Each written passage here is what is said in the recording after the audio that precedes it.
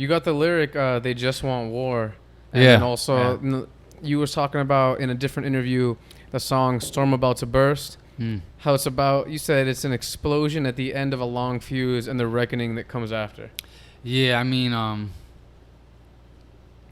that was I wrote that about somebody in my life who I just like was trying to be patient with for years and years, and just try to give somebody chances over and over again. And I think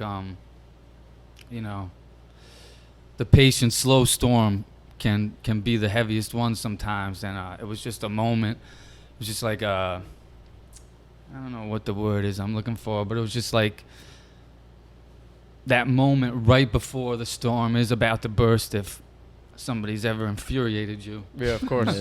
you know what I mean. You can feel that moment. So yeah, that's cool. That stuck out to you, man. That's cool. Yeah.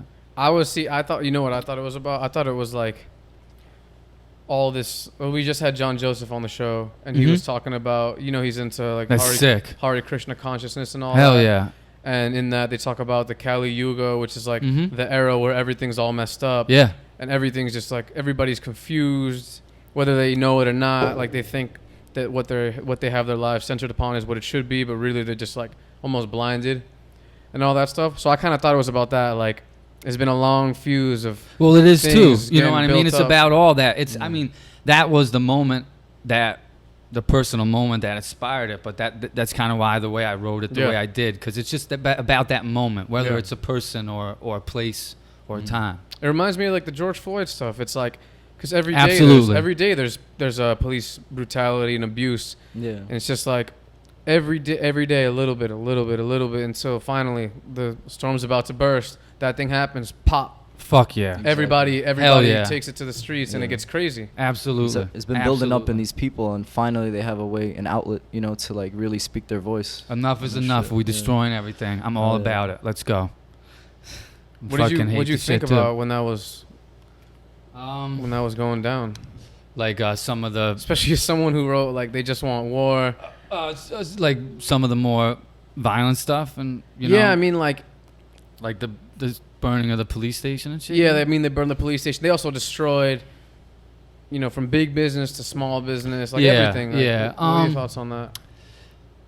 Well, I mean, it made sense to me. I'm not saying it's right or wrong, but it made sense to me that it happened. Yeah, of course. I can't believe it hasn't happened already.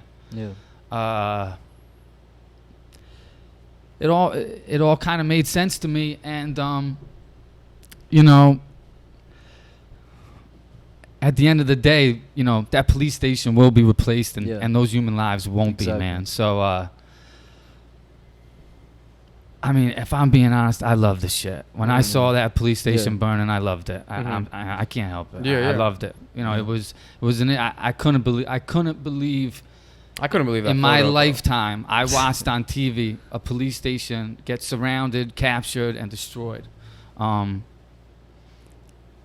thought it was amazing. Yeah. The way I see it is like in a society or in a world that values like material objects and like money more than human lives, it only makes sense that when you start fucking with human lives, they go after what big corporations value the most, like. Yeah, I mean, I think it's to a point where people aren't even thinking about it that much. Yeah. You know what I mean? I think people are just acting. Enough is enough after so long, and just since the beginning of this country, it's just the same bullshit. Yeah, and every week it's something, if not every day. I mean, and that's the stuff that's every single day. I mean, I can tell you, when I'm with my students, it's every day for them. It's not every day for me as a white man, but it's every day for them. It's literally almost every other moment when they're stepping outside, and it just disgusts me. And when I see things like that, it's hard for me not to see it as a reckoning. Yeah, you know what I'm saying? A reckoning for. Yeah, so many atrocities that have gone down. It reminds me a lot of in like Batman Begins, and they're like saying that like the city just got to be destroyed because it's just too much corruption to be. It's like beyond saving, so they try to get their little crew together. That's the one with the Scarecrow, right? Yeah, I think so. They're all pretty much. Yeah. It's some wild stuff, man. It's crazy. It's going down in our lifetime, and it makes me think, why is it in America that this is happening, but definitely less in other countries? America is like the center of this insanity. Why do you think that? Yeah, that's a good question, Angel. America,